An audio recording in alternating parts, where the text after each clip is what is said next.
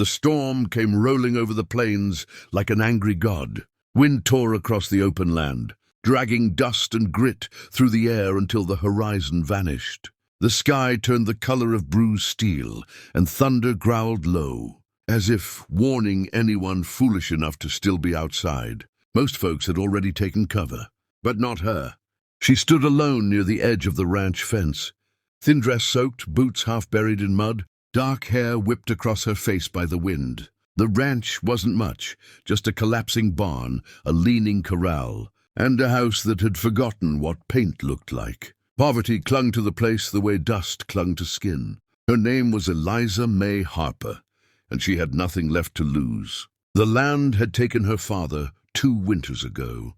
Fever, they said, the kind that doesn't care how hard a man works. Since then, the ranch had been bleeding money. Cattle disappearing, fences broken, creditors circling like vultures. Yet when she heard the sound, faint, broken, almost swallowed by the storm, she didn't turn away.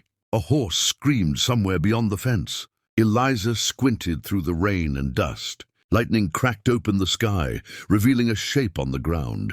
A man. His horse lay twisted beside him, saddle snapped, legs bent the wrong way. Most people would have stayed back. She didn't. Eliza ran. The mud tried to steal her boots with every step. Wind shoved her sideways. Thunder exploded overhead as she reached the fallen stranger. He was unconscious, face cut, blood mixing with rain along his jaw. He was dressed better than most drifters, long coat, worn but fine, revolver still holstered. Not a ranch hand. Not a cowboy from around here. Trouble, whispered a voice in her head. She ignored it. Hey! She shouted over the storm, shaking his shoulder. Hey, can you hear me? No response. Another flash of lightning revealed movement in the distance, riders on horseback, silhouettes cutting through the rain. Eliza froze. Men were out riding in a storm like this for only one reason. They were hunting. She made a choice that would change her life forever. With all the strength her hunger-thinned body could muster, she dragged the stranger upright, looping his arm over her shoulder. Step by step she pulled him toward the barn. Her muscles screamed. Her lungs burned. The storm raged harder, as if daring her to quit. She didn't. Inside the barn, the air smelled of hay and rot.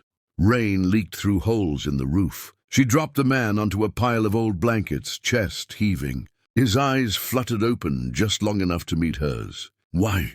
He rasped. She didn't answer. She barred the door. Moments later, hoofbeats thundered past the barn. Shadows flickered through the cracks. Voices low, angry, searching. Spread out!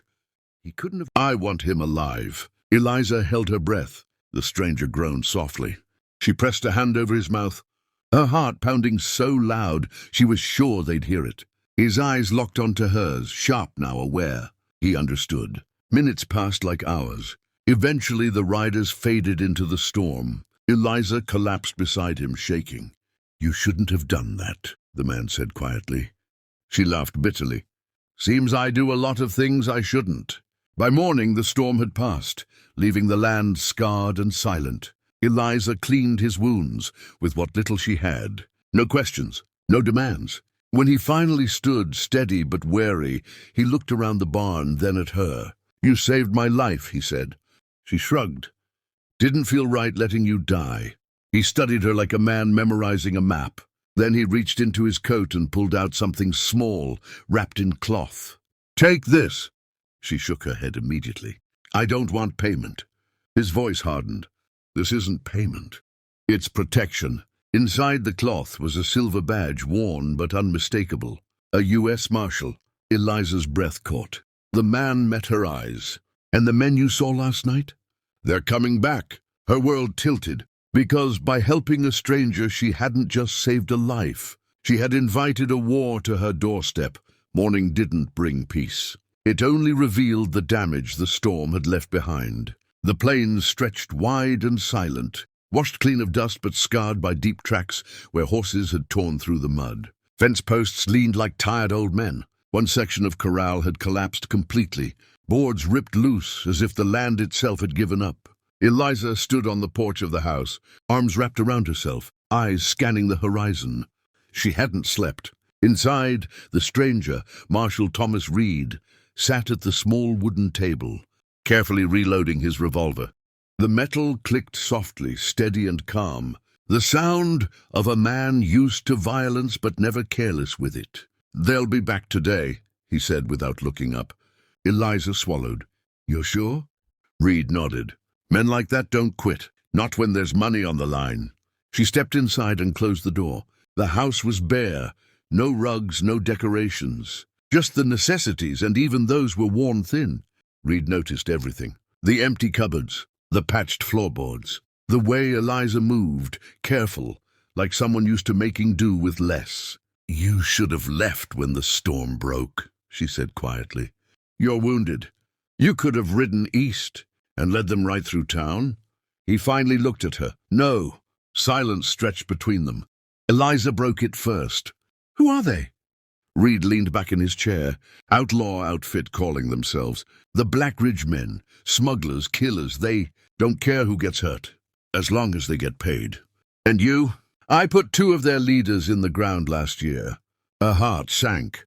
"So they want revenge." "They want my head," Reed corrected. "But they'll take yours to send a message." Fear curled in her stomach like a living thing. She turned toward the window just as dust rose on the horizon. "Riders. 5 of them this time, maybe 6. "They're here," she whispered. Reed stood, rolling his shoulders despite the pain. "Get to the cellar. When shooting starts, stay down." Eliza shook her head. "This is my land, and it's about to turn into a graveyard." Before she could answer, a gunshot cracked through the air. The front window shattered. Eliza screamed and ducked as wood splintered and glass rained across the room. Reed shoved her toward the back of the house, just as another shot slammed into the wall. "Move!" They burst out the back door as bullets tore into the porch. Horses screamed, then shouted. Reed fired once, clean and controlled. One rider toppled from his saddle, hitting the ground hard. The others scattered, circling the house like wolves. "They're probing," Reed muttered. "Testing." Eliza grabbed a rifle from the shed, old, rusted, but loaded. Her hands shook as she raised it. "I don't know if I can—" "You can," Reed said. "Aim low, breathe." A rider charged from the left. Eliza fired. The recoil nearly knocked her backward. The shot went wide, but it slowed the rider enough for Reed to finish him with a single round. Smoke hung in the air, the smell of gunpowder mixed with wet earth. Then came the voice. "You in there, Marshal?" It called, smooth, confident, dangerous. "Come on out. Let's end this." Reed's jaw tightened. "That's Caleb Blackridge." Eliza felt a chill. The leader. The devil himself. Blackridge rode into view slowly, hands raised, grin visible even from a distance. His men fanned out behind him. "You're hurt," Blackridge called. "And that girl?" "She's already dead the moment she helped you." Eliza felt Reed glance at her. Something passed between them, unspoken, heavy. She stepped forward. "No," she said loudly. "This land is mine. You step on it again, you don't leave." Blackridge laughed. "Hear that, boys? Ranch girl thinks she's a lawman." Reed leaned close to her. "If things go bad, run." She shook her head. "I'm not running." For the first time since she'd met him, Reed smiled. Just barely. Gunfire exploded again. The world turned chaos. Horses rearing, men screaming. Bullets chewing through wood and flesh. Eliza fired until her shoulder burned. Reed moved like a ghost, precise and relentless. But numbers matter. A bullet caught Reed in the side. He stumbled, blood darkening his shirt. "Eliza!" he shouted. She ran to him without thinking, dragging him behind the water trough as shots ripped past them. "You're bleeding," she said, hands shaking as she pressed cloth to the wound. Reed winced. "If they push again, we won't hold." Blackridge dismounted, drawing closer. "Last chance, Marshal. Give yourself up." Reed looked at Eliza, really looked at her. "You didn't owe me anything," he said softly. "And you didn't owe me the truth," she replied. "But here we are." She reached into her pocket and pulled out the silver badge. He'd given her the night before. "You said this was protection," she continued. "Use it." Reed's eyes widened. She stood, stepping into the open. "I'm not a lawman," she shouted to Blackridge. "But I carry one now." For a split second, everything stopped. That hesitation saved them. Shots rang out from the ridge, new riders, uniforms catching the light. U.S. Marshals. Blackridge swore and turned, firing wildly as his men scattered. The plains erupted into one final brutal exchange before silence fell again. When it was over, Blackridge lay face down in the dirt. Eliza sank to her knees. Reed knelt beside her, exhausted, alive. "You could have died," he said. "So could you." Their eyes held. Something dangerous and gentle lived in that moment, something neither of them was ready to name.